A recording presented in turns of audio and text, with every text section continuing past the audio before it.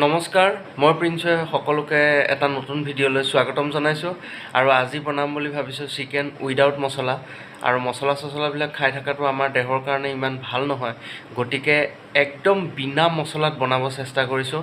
আৰু খাবলৈ সোৱাদ একদম ৰেষ্টুৰেণ্টত বহি খোৱাৰ দৰে লাগে। আৰু আপোনালোকে বনাই চাওক, ডিছটো ভাল পাব। এটা আনকমন ইউনিক ডিছ হয়, গতিকে কেনেকৈনো বনাইছোঁ, কি কৰিছোঁ নকৰিছোঁ সকলোবোৰ দেখুৱাম। আহকচোন ভিডিঅ'টো ষ্টাৰ্ট কৰোঁ। কেৰাহীখন গৰম কৰি অকণমান তেল দি লৈছোঁ আৰু এইপিনে পিঁয়াজ, আদা, নহৰু, কেইটামান কাজু খিচমিচ, এটা জলকীয়া আৰু গোটা জিৰা কেইটামান লৈ লৈছোঁ। আৰু এতিয়া গোটেইখিনি বস্তু সেই তেলতে দি ভাজিম।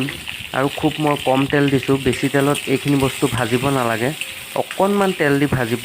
আৰু আলুকেইটুকুৰ আঁতৰাই থৈছোঁ, আলুকেইটুকুৰ মাংসৰ লগত একেলগে ভাজিম। বস্তুখিনি এতিয়া ধুনীয়াকৈ ভাজি আছোঁ আৰু অলপ ৰঙচুৱা হ'বলৈ দিম। আৰু তাৰ পৰা ঠাণ্ডা হোৱাৰ লগে লগে মিক্সিত এটা পেষ্ট বনাম।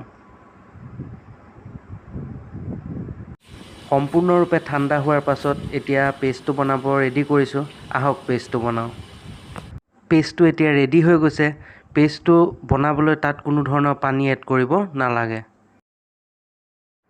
এতিয়া বেলেগ এখন কেৰাহীত তেল দি ল'লোঁ আৰু তাৰ পাছতে এই মাংসখিনি ভাজিম, লগতে আলুখিনিও ভাজিম।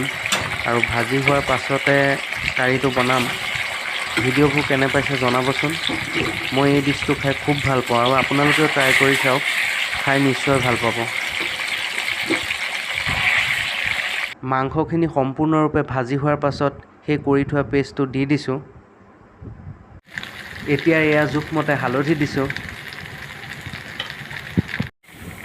জোখমতে নিমখ দিয়াৰ পাছত এয়া ভাজি আছোঁ। কি ধুনীয়া তেল ওলাইছে দেখিছেনে? আৰু এতিয়া অলপ পানী দি দিছোঁ। আৰু প্ৰায় মাংসখিনি হৈ উঠিছেই। বেলেগে মছলা দিয়াৰ আৰু কোনো প্ৰয়োজন নাই। মাংসখিনি এতিয়া সম্পূৰ্ণৰূপে হৈ উঠিছে আৰু তাতে অকণ কচুৰি মেথি দিছোঁ। ভিডিঅ'টো কেনে পালে জনাব। ভাল পালে লাইক এটা কৰি দিব।